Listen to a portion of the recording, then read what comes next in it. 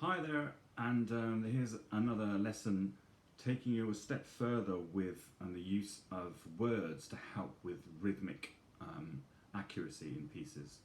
So I've given you some of the basics in other lessons to do with some of the words that we can use to help pupils and students who are finding rhythm a little bit difficult to realize or visualize. So the basic words that I tend to use, so for crotchets or quarter notes, I'd use a simple single syllable word like tea, and then for quavers or eighth notes, coffee. So as a pair of quavers, you have coffee, coffee, coffee, like that, for example. If you only have one, you can just use one syllable. So you might have something that changes. So you might have tea, cop, like that, but still using coffee to denote a pair of quavers. If you've got triplets in a piece, then what I would suggest is using a three-syllable word like triangle. Triangle is a particularly good one because if you only have the second and the third note in the group of three, you can still use it. So triangle, triangle, angle, angle, angle, angle, triangle, triangle. This of course will also work if you're playing in compound time and you've already got groups of threes.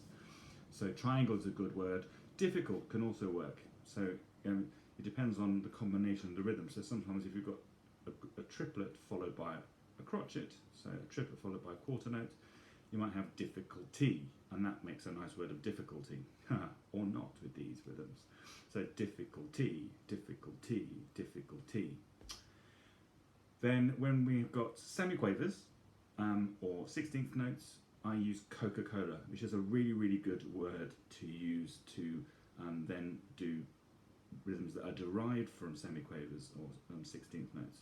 So Coca-Cola, Coca-Cola, Coca-Cola, Coca-Cola, Coca-Cola, Coca-Cola. If you've got just like a dotted quaver, a dotted eighth note and a 16th note, a dotted quaver and a semiquaver, figure just a nice dotted dee, da da, da da. That comes very nicely by taking the first and fourth syllables from Coca-Cola. So you get cola, cola, cola, cola, cola, cola, which is really helpful. If you've got, then we have little composites of quaver and two semis, or an eighth and two 16th notes. And for that, I use Ribena, which I'm hoping is an international drink. It's certainly a British drink. So Ribena, Ribena, Ribena, da da da da da da da da da da. And when you flip that little bit around with two semiquavers and then a quaver, two 16ths and an eighth note, that becomes Lucozade, Lucozade, Lucozade, Lucozade. So that could be really helpful for that. So the first piece that I'm just about to demonstrate for you is a grade 4 and associated board grade 4 clarinet piece called Schools Out, and that uses these rhythms of tea, coffee, Coca-Cola, Ribena and Lucozade in the first section. So here it is in action. James Collis's Schools Out.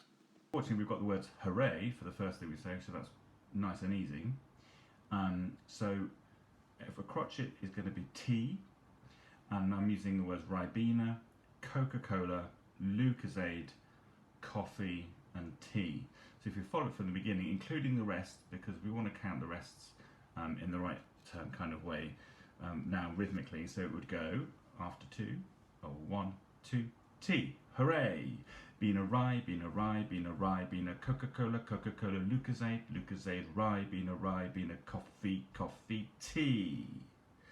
Rye being a coffee, coffee, coffee, rye being a coffee, coffee, coffee, coffee, coffee, coffee, coffee, coffee, coffee, Coca-Cola, Coca-Cola, rye being a coffee, coffee, coffee, rye being a coffee, coffee, coffee, coffee, coffee, coffee, coffee, coffee, coffee, tea, and so on. So you can see, using those words, we can get a sense of the rhythm going at the beginning. Bop, ba-dee, da da da da da da da da da da da da da da da da da dee dee dee da da da dee da dee dee dee da da da da da.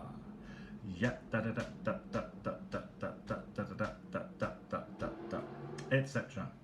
So using those words, hooray, which is helpful, and then Ribena or Bean o' Rye in bar 2, Coca-Cola, Coca-Cola in bar 4, Lucozade, Lucozade in bar 5, and then coffee, coffee in bar 7, etc. We can get a really good sense of the rhythm of a piece, and we can say it out rhythmically and get a really good sense of it, so that when we come to play it, that makes it easier. In another video, I'll talk a little bit about how I do vocalizing of articulation, but for now, that's enough on this little extract. So hopefully you found that useful, looking at a grade 4 piece for clarinet and using words to help us work out the rhythms that we need to use in a piece of music. Thank you for watching, and there'll be some more lessons on some more difficult pieces coming up, a grade 5 piece and a study that uses compound time signatures. So for now, thanks for watching.